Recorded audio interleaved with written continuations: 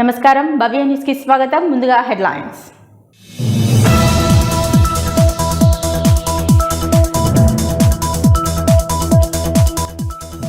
మెదక్ జిల్లా వెల్దుర్తి మండల కేంద్రంలో అర్ధరాత్రి రోడ్డు ప్రమాదం. అతి వేగంగా వచ్చిన ట్రాక్టర్ పల్సర్ వాహనానికి ఢీకొట్టడంతో యువకుడు మృతి.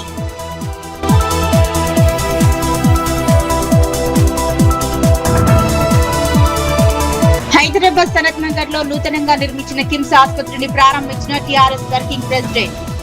టీఆర్ఎస్ హయాంలోనే కిమ్స్ ఆసుపత్రుల ప్రారంభోత్సవానికి శ్రీకారం చుట్టామన్న కేటీఆర్.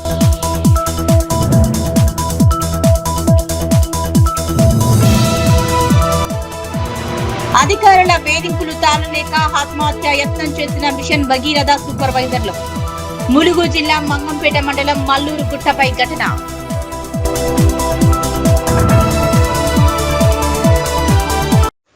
రాష్ట్ర పరిశ్రమలు ఐటీ శాఖ మంత్రి దుద్దిల్ల శ్రీధర్ బాబు, వైద్యారోగ్య శాఖ మంత్రి దామోదర రాజనరసింహతో కలిసి సంగారెడ్డి జిల్లా కొండాపూర్ మండలం తొగరాపల్లి గ్రామ శివార్లో కేజేఎస్ ఇండియా ప్రైవేట్ లిమిటెడ్ ఆధ్వర్యంలో ఏర్పాటు చేయనున్న ఫుడ్ ప్రాసెసింగ్ యూనిట్ 2 కు శుక్రవారం శంకుస్థాపన చేశారు.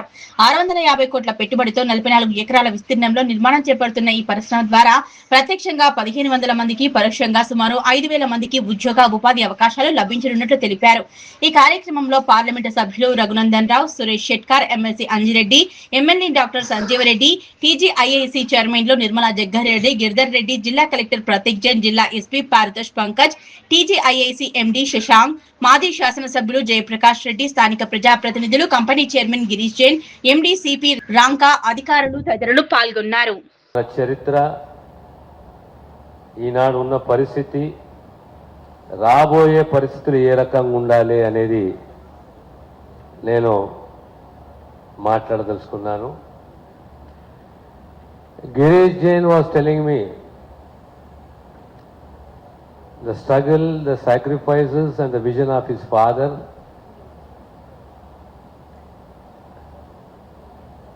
They have reached a stage, and the second stage is they have planned out 650 crore rupees worth an industry, giving an employment opportunity to nearly 1500. More so, with regard to women, we'll get 50% of the employment in this area. Thank you very much for this wonderful opportunity to the locals here. We the Medak people, we are lucky. The first industrial belt in the entire Andhra Pradesh was Patancheru. It was a hub of industry once upon a time, when the first heavy industry in Andhra Pradesh was BHEL, next the industrial belt Patancheru, next the Mumbai Hyderabad highway, the defense industries, the expansion. The next is the NIMS acquiring about 12,000 acres of land, which is going to generate employment to the tune of lakhs and lakhs unemployed. Youth will get an opportunity. Now, under the leadership of Revanth Reddy Garu, this government has a very clear vision. The backward areas have to be developed. Employment opportunities have to be given. There has to be a fine-tuned balance between the agriculture sector and the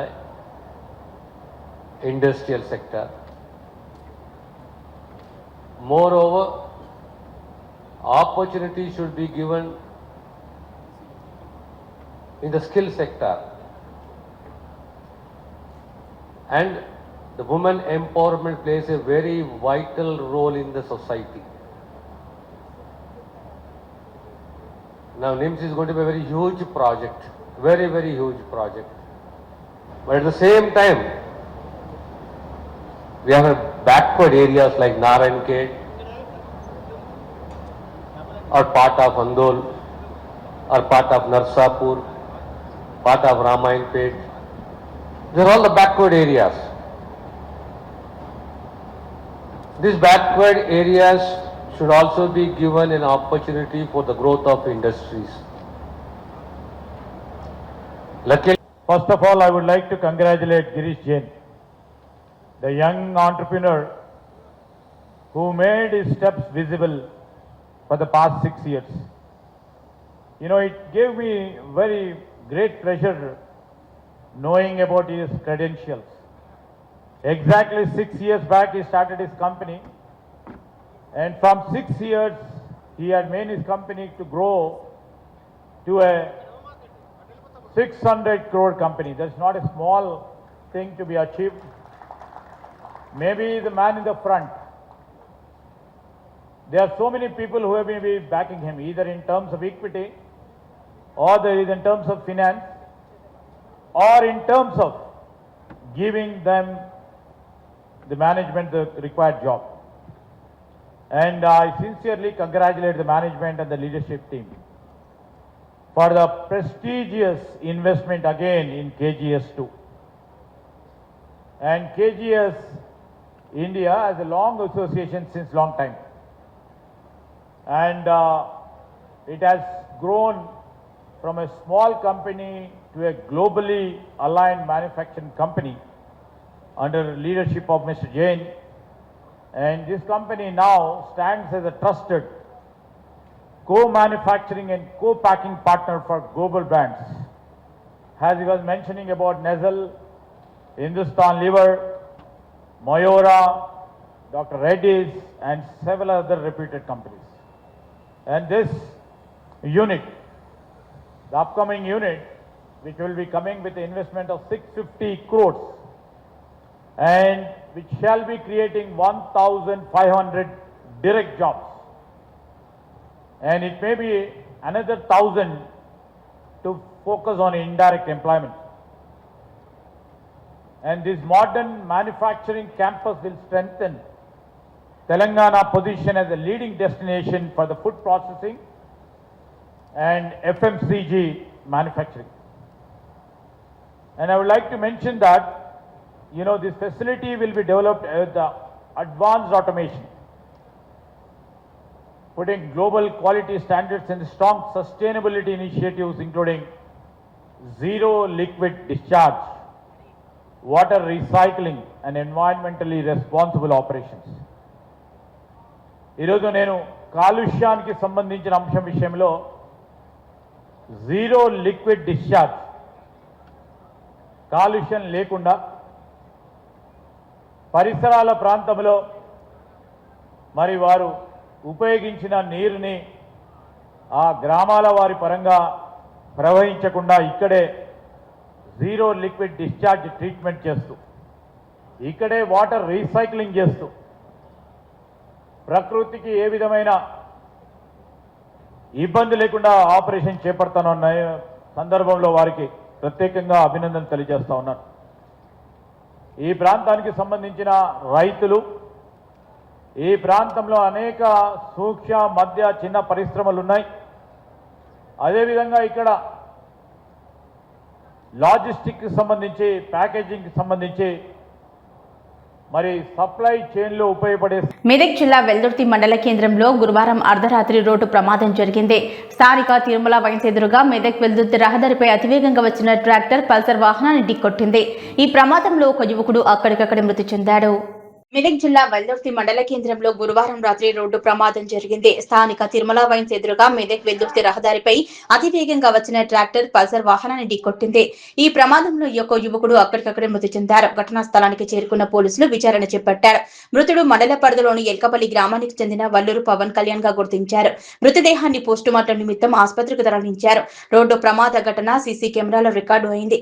కొనుగోలు కేంద్రం వద్ద నిర్వాహకులు చేతివాటం చూపిస్తున్నారని, వరుస క్రమంలో కాకుండా వారి ఇష్టాసారంగా వ్యవహరిస్తూ ఇష్టం వచ్చిన వారి తూకం వేస్తున్నారని చిన్నశంకరంపేట మండలం గవ్వలపల్లి కొనుగోలు కేంద్రం వద్ద రైతులు ఆందోళనకు దిగారు. 20 రోజుల నుంచి కొనుగోలు కేంద్రం వద్ద పడిగాపులు కాస్తున్న ధాన్యం తూకం చేయడం లేదంటూ నిర్వాహకులపై ఆగ్రహం వ్యక్తం చేశారు. కొనుగోలు కేంద్రం వద్ద నిర్వాహకులు చేతివాటం చూపిస్తున్నారని, వరుస క్రమంలో కాకుండా వారి ఇష్టానుసారంగా వ్యవహరిస్తూ ఇష్టం వచ్చిన వారి ధాన్యాన్ని తూకం వేస్తున్నారంటూ చిన్నశంకరంపేట మండలం గవలపల్లి కొనుగోలు కేంద్రం వద్ద రైతులు ఆందోళనకు దిగారు. 20 రోజుల నుంచి కొనుగోలు కేంద్రం వద్ద పడిగాపులు కాస్తున్న ధాన్యం తూకం వేయడం లేదంటూ నిర్వాహకులపై ఆగ్రహం వ్యక్తం చేశారు. నిర్వాహకులు చేతివాటం చూపిస్తున్నారంటూ మెదక్ జిల్లా చిన్నశంకరంపేట మండలం గవలపల్లిలో రైతులు రోడ్డెక్కి చేగుంట మెదక్ రహదారిపై రాస్తారోకో చేశారు. రోడ్డుకు అడ్డంగా తమ సైకిల్ మూటలను పెట్టి మహిళా రైతులు సైతం రాస్తారోకోలో పాల్గొన్నారు. రైతు మహేష్ తనకు ఉన్న సన్న రకం దొడ్డు రకం వడ్లు కొనుగోలు కేంద్రానికి తీసుకువస్తే సన్న రకం వెంటనే తూకం వేసుకున్నారని, దొడ్డు రకం మాత్రం 20 రోజుల నుంచి తూకం వేయకుండా అలాగే ఉంచారని నిర్వాహకులపై ఆగ్రహం వ్యక్తం చేశారు. విషయం తెలుసుకున్న చిన్నశంకరంపేట ఎస్ఐ శివానందం తన సిబ్బందితో వచ్చి రైతులను సముదాయించి రాస్తారోకా విరమింపచేశారు. కొనుగోలు నిర్వాహకులతో మాట్లాడి వరుస క్రమంలో ధాన్యాన్ని తూకం వేయాలని, చేతివాటం చూపిస్తే బాగుండదని, రైతులకు ఇబ్బందులు కల్పిస్తే చూస్తూ సహించేది లేదని, వరుస క్రమంలో ధాన్యాన్ని తూకం వేయాలని, కొనుగోలు కేంద్రాల వద్ద నిర్వాహకులు చేతివాటం చూపిస్తే రైతుల ఆగ్రహానికి నిర్వాహకులే బాధ్యత వహించారన్నారు. కొనుగోలు కేంద్రాల వద్ద ధాన్యాన్ని తీసుకువచ్చి 20 రోజులు పడిగాపులు కాస్తున్న వరుస క్రమంలో కాకుండా వారి ఇష్టం వచ్చిన వారి రైతులకు ధాన్యాన్ని తూకం వేస్తూ కొనుగోలు నిర్వహిస్తూ వారి ఇష్టానుసారంగా వ్యవహరిస్తున్నారంటూ రైతులు ఆగ్రహం వ్యక్తం చేశారు. ఓవైపు విపరీతమైన ఎండలు ఉన్న 20 రోజుల నుంచి కొనుగోలు కేంద్రం వద్ద రాత్రింబవళ్లు ఉంటే తమ ధాన్యాన్ని కాకుండా వెనుక వచ్చిన వారి ధాన్యాన్ని తూకం వేస్తూ నిర్వాహకులు చేతివాటం చూపిస్తున్నారన్నారు. దళారులకు ధాన్యాన్ని అమ్ముకోకూడదని, కొనుగోలు కేంద్రాలను విక్రయించుకోవాలని ప్రభుత్వం చెప్తుంటే ఇక్కడ మాత్రం నిర్వాహకులు చేతివాటం చూపిస్తున్నారని, ధాన్యాన్ని కొనుగోలు కేంద్రాలకు తెచ్చే బదులు దళారులకే అమ్ముకుంటే రైతులు బాగుపడతారని వారు ఆవేదన వ్యక్తం చేశారు. మా తర్వాత వచ్చిన ధాన్యాన్ని టోకెన్ పద్ధతిని కాకుండా బగర్ సీరియల్ అంటే టోకెన్ తప్పించి కాంటా పెడుతురు. పెద్ద రైతులే పెట్టిస్తారు, చిన్న వాళ్ళే అట్లనే ఉన్నాయి. ఈ దళారితనం ఎక్కువైపోయింది ఇక్కడ. మేము మరి ఇక్కడ వచ్చిన వాటిని ఇక్కడ సొసైటీలో అమ్ముకోవాలా లేదంటే దళారులకు అమ్ముకోవాలా? మేము ఇక్కడికి వచ్చినప్పుడు 4 రోజులకు రాపు అని చెప్పేసి గుమాస్తా పంపిస్తుంది. అక్కడ వాళ్ళకు చైర్మన్లకు వాళ్ళకు ఫోన్ చేస్తే మేము అక్కడ వాళ్ళకి చెప్పినాం మీ జోకం అని చెప్పినా అంటే వీళ్ళేమో ఇక్కడ జోకరు. మేము తెల్లారి ఇక్కడ వచ్చే వరకు కాంటా నడుస్తూ ఉంటుంది. మా వడ్ల కాడికి మాత్రం కాంటా కాడికి రాదు. ఇట్లా జరుగుతుంది ఈ సొసైటీలో. దీన్ని ఏమైనా చర్య తీసుకొని మా వడ్లను తొందరగా లారీలు పంపించి మా వడ్లను తొందరగా కొనుగోలు చేయగలరని ప్రభుత్వాన్ని వేడుతున్నాం.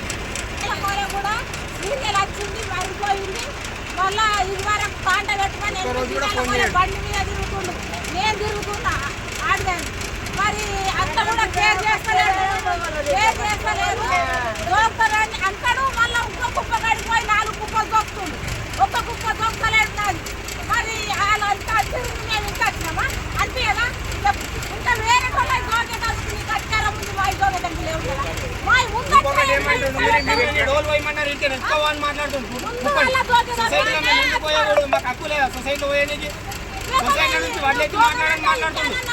సింగిల్ స్క్రీన్ థియేటర్లలో పర్సంటేజ్ విధానాన్ని అమలు చేయాలని దీర్ఘకాలంగా పెండింగ్లో ఉన్న సమస్య నుంచి ప్రజల దృష్టిని మళ్లించడానికి కొంతమంది నిర్మాతలు పెద్ద సినిమాను ఒక సాకుగా వాడుకుంటున్నారని హైదరాబాద్లోని ఎగ్జిబిటర్లు ఆరోపించారు. తెలంగాణ రాష్ట్ర ఫిలిం ఛాంబర్లో జరిగిన ఒక సమావేశంలో పర్సంటేజ్ విధానం కోసం తమ డిమాండ్ 2008 నుంచే ఉందని, దీనికి ప్రత్యేకంగా పెద్ద సినిమాతో సంబంధం లేదని ఎగ్జిబిటర్లు స్పష్టం చేశారు. ఇటు పోయి పెద్ద సినిమా మీద తీసుకొస్తున్నారు. ఇది చాలా తప్పు చేస్తున్నారు. పెద్ద సినిమా మాకు సంబంధం లేదు. మేము లాస్ట్ 2008 నుంచి కొట్లాడుతున్నాం ఈ పర్సెంటేజ్ సిస్టమ్ అనేది. 3 months కింద సౌత్ ఇండియా ఫిలిం ఛాంబర్ లో మీటింగ్ అయింది. సురేష్ బాబు గారు, నేను, సునీల్ గారు అంత సౌత్ ఇండియా ఫిలిం ఛాంబర్ పోతే అరే మీరు పర్సెంటేజ్ సిస్టమ్ ఎందుకు ఆడతలేరు, మీరు తప్పు చేస్తున్నారు మీరు అని చెప్తే దాని తర్వాత మళ్ళీ ఇక్కడికి వచ్చినాక మళ్ళీ తెలుగు ఫిలిం ఛాంబర్ కు లెటర్ రాసినాం. దాన్ని ప్రొలాంగ్ చేసుకుంటూ వచ్చారు. మేము రెడీగా ఉన్నాము ఎప్పుడు మీరు పిలిస్తే అప్పుడు మాట్లాడనీకి. నిన్న రవి గారు ఏమన్నారు, మా థియేటర్లు రెంటల్ బేసిస్ మీద అన్ని ప్రాఫిటబుల్ మోడ్ లో ఉన్నాయి.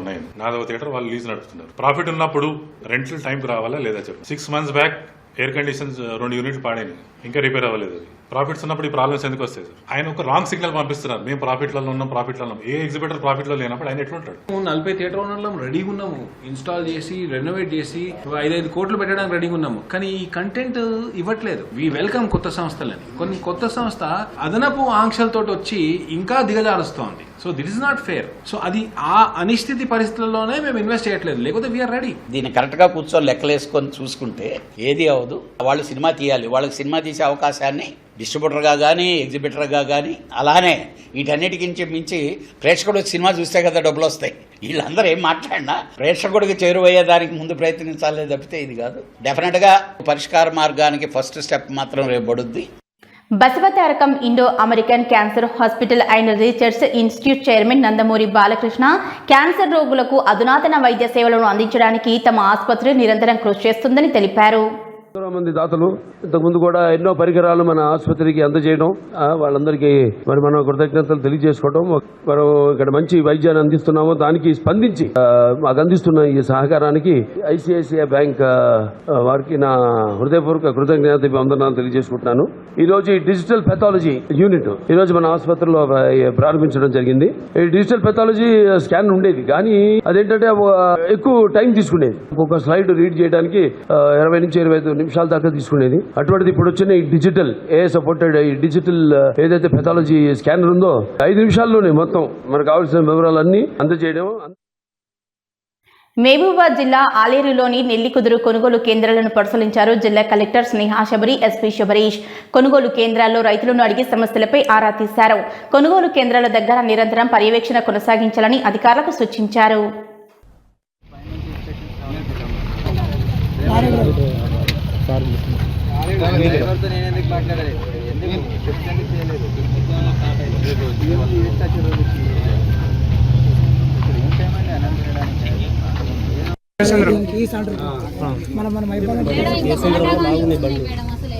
చేస్తలేరు మేడం, ఆగుతున్నాయి సార్.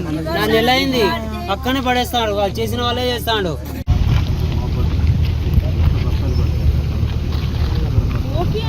ఎన్నిసార్లు చెప్పాలండి, ఎన్నిసార్లు చెప్పాలి? వీళ్ళకి ఎవరికి ట్రాక్టర్స్ లేవా? పెట్టండి కదా.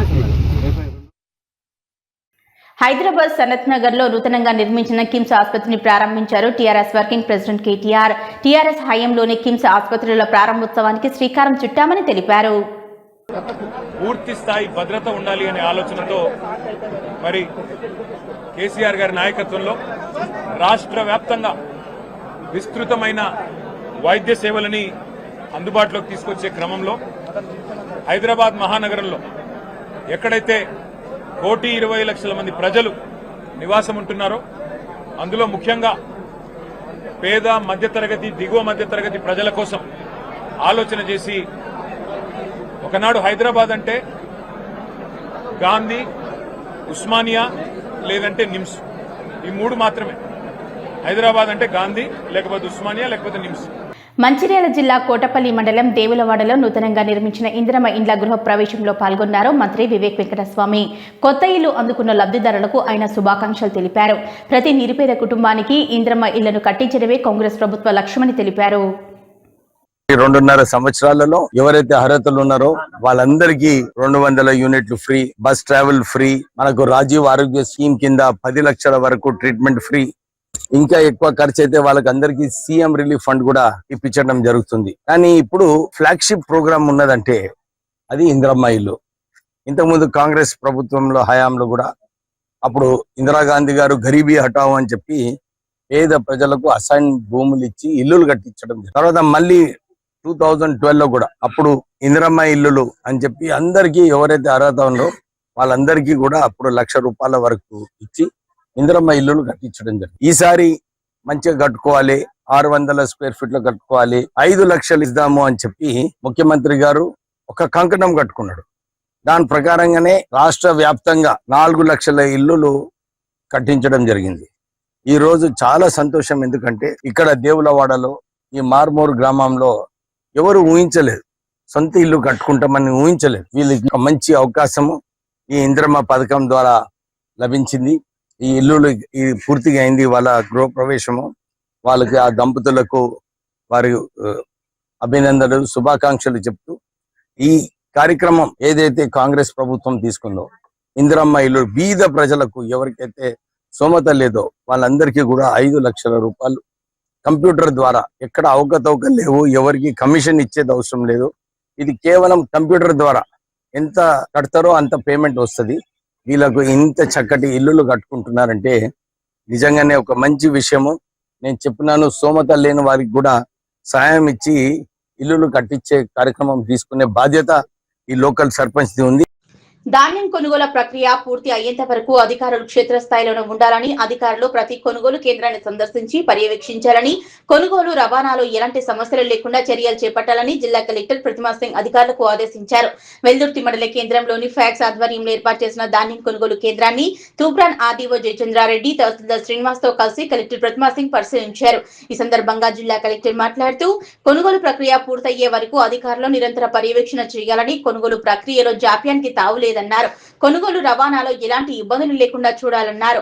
కొనుగోలు కేంద్రాల వద్ద టార్పలిన్ అందుబాటులో ఉంచాలన్నారు. రవాణా సమస్య ఉంటే వెంటనే అధికారులకు సమాచారం అందించాలని స్పష్టం చేశారు. సరిపడా లారీలు కొనుగోలు కేంద్రాలకు పంపాలన్నారు. ఖచ్చితమైన రిజిస్టర్లు ఏర్పాటు చేసి వివరాలు నమోదు చేయాలన్నారు. కొనుగోలు కేంద్రాల్లో ధాన్యాన్ని శుభ్రపరచాలని, తాళ్లు, రాళ్లు, మట్టి గుల్లలు లేని నాణ్యమైన ధాన్యాన్ని మిల్లులకు పంపించేందుకు రైతులు సహకరించాలన్నారు. ప్యాడీ క్లీనింగ్ పరికరాలు అందుబాటులో లేకపోతే మరొక చోట నుంచి తెప్పించాలన్నారు. ఈ కార్యక్రమంలో తూప్రాన్ ఆర్డీఓ జయచంద్రారెడ్డి, తహసీల్దార్ శ్రీనివాస్, సంబంధిత కొనుగోలు కేంద్రాల నిర్వాహకులు పాల్గొన్నారు. అంటే అక్కడి నుంచి అక్కడికి తీసుకెళ్తుంది, దగ్గర అవుతుంది. 3 ఈక్వల్గా అంటే కిలోమీటర్స్ దగ్గర కావడానికి అక్కడక్కడ పంపిస్తుంది.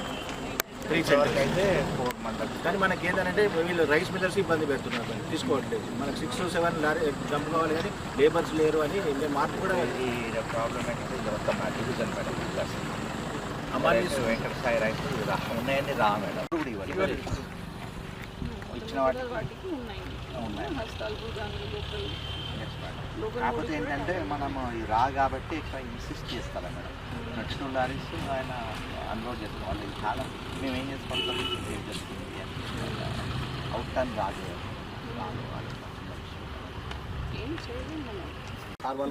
నేను ఇన్సిస్ట్ ఏం చేయలేదు మేడం. అంటే ఇదే నేను జేసీ గారు కూడా కాల్ చేశాను మేడం.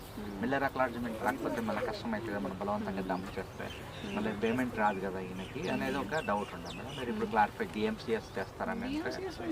ఓకే మేడం, నేను ఎందుకు వెయిట్ చేస్తున్నారు నాకు అర్థం అవ్వట్లేదు. మీరు అనేది ఏంటంటే స్పేస్ ఉంది కానీ అందులో వేసేయచ్చు. ఈ రెండిట్లలో స్పేస్, ఈ రెండిట్లో స్పేస్ లేదు. కొన్ని లారీస్ కి ఉండొచ్చు కదా ఈ రెండు దాంట్లో. 2 అంటే ఏవైనా అక్కడే ఉన్నాయి ఆల్రెడీ, అవి అక్కడ ఉన్నాయి మాత్రం కంప్లీట్ అయిపోతాయి మేడం. ఇక్కడ స్పేస్ ఉన్నదంటే ఇమీడియట్ అలా లారీలో పంపించేసి అరేంజ్ చేయండి మీరు. హమాలీకి గణపతికి ఏదంటే గణపతి 30,000 దాకా. మీరు కొద్దిగా కోఆపరేట్ చేయండి. హమాలి వాళ్ళని కూడా చెప్పండి. అవసరమైతే వేరే వాళ్ళని కూడా పిలిపించి ఎంగేజ్ చేసి నైట్ రేపు మార్నింగ్ అండ్ రేపు నైట్ వరకు మొత్తం స్పీడ్గా చేసి. రామాయంపేట భారతీయ జనతా పార్టీ కార్యాలయంలో విలేకరుల సమావేశం నిర్వహించారు.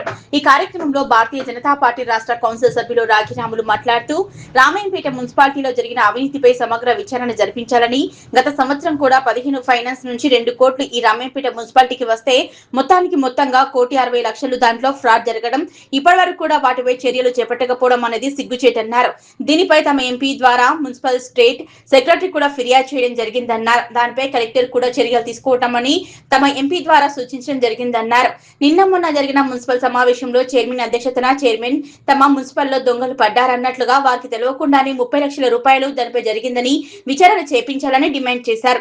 ఒక చైర్మన్ అనుమతి లేకుండా, ఒక చైర్మన్ కాన్సెంట్ లేకుండా, చైర్మన్ ను అడగకుండా, చైర్మన్ కి ఏమీ తెలియకుండా 30 లక్షల రూపాయలు డ్రా చేసుకున్నారంటే అవినీతికి పాల్పడిన వారిని సస్పెండ్ చేయాలని డిమాండ్ చేశారు.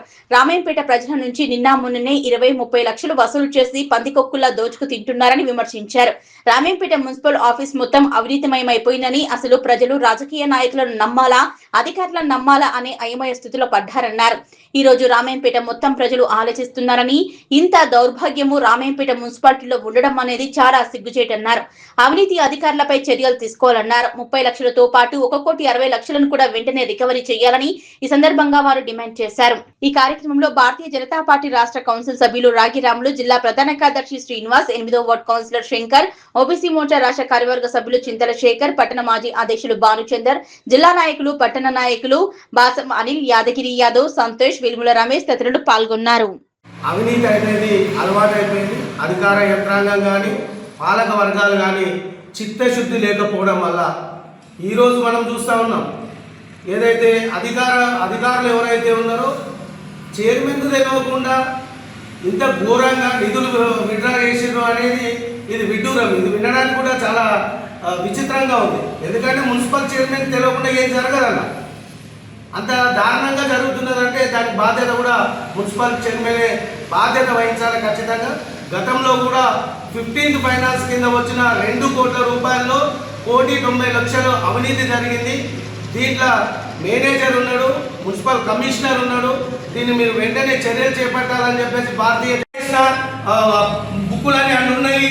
అట్లా కాదు మేము చెప్పేది, వెంటనే వాళ్ళు సస్పెండ్ చేయాలి. మీరు అధికారంలో ఉన్నారు, మీరు మున్సిపల్ చైర్మన్ చర్యలు చేపట్టాలి, కలెక్టర్ దగ్గర కూర్చోాలి, వాళ్ళని సస్పెండ్ చేయాలి, రికవరీ చేయాలి. 2 కోట్ల మీద కూడా ఖచ్చితంగా చర్యలు చేపట్టాలి, వీటి మీద దృష్టి పెట్టాలని చెప్పి కూడా భారతీయ జనతా పార్టీగా కలెక్టర్ గారికి విజ్ఞప్తి చేస్తూ ఉన్నాం, కోరుతా ఉన్నాం.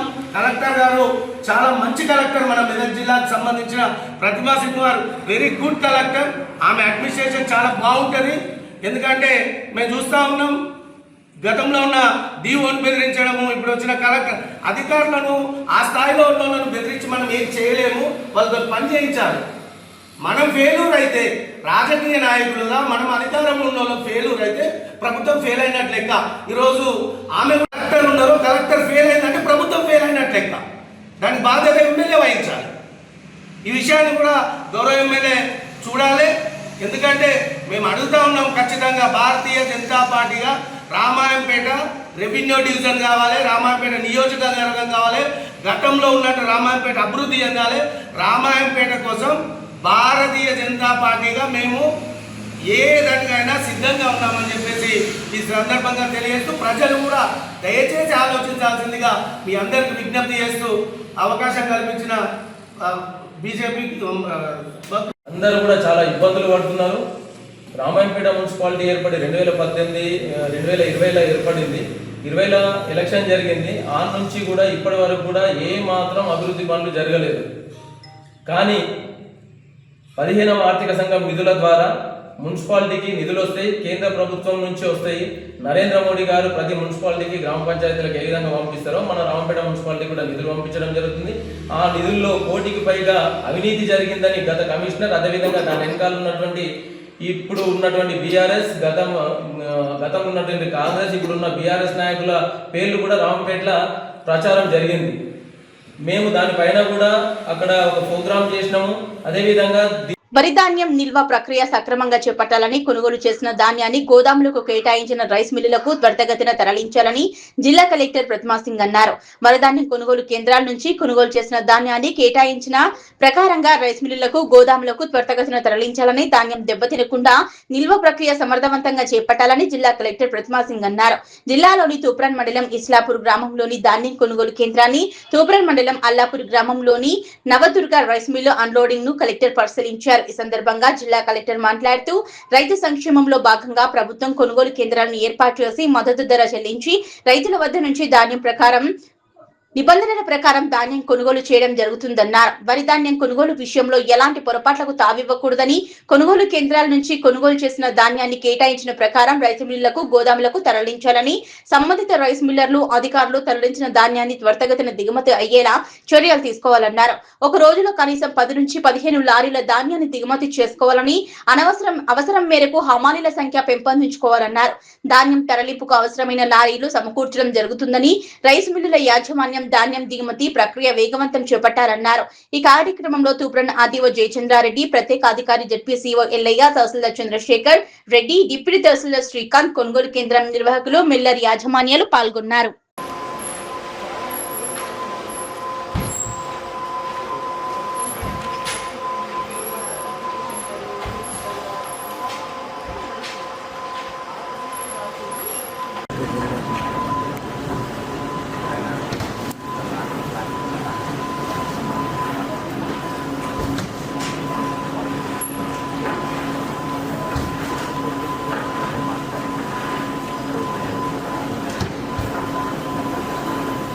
భవ్య న్యూస్ ముగించే ముందు హెడ్లైన్స్ మరోసారి.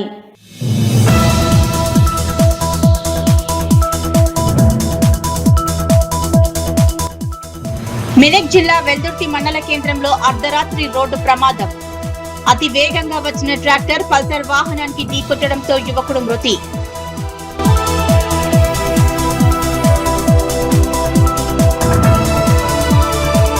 హైదరాబాద్ సనత్ నగర్ లో నూతనంగా నిర్మించిన కిమ్స్ ఆసుపత్రిని ప్రారంభించిన టీఆర్ఎస్ వర్కింగ్ ప్రెసిడెంట్. టీఆర్ఎస్ హయాంలోనే కిమ్స్ ఆసుపత్రుల ప్రారంభోత్సవానికి శ్రీకారం చుట్టామన్న కేటీఆర్.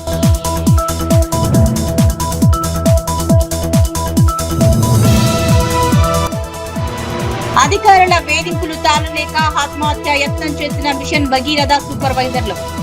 ములుగు జిల్లా మంగంపేట మండలం మల్లూరు గుట్టపై ఘటన.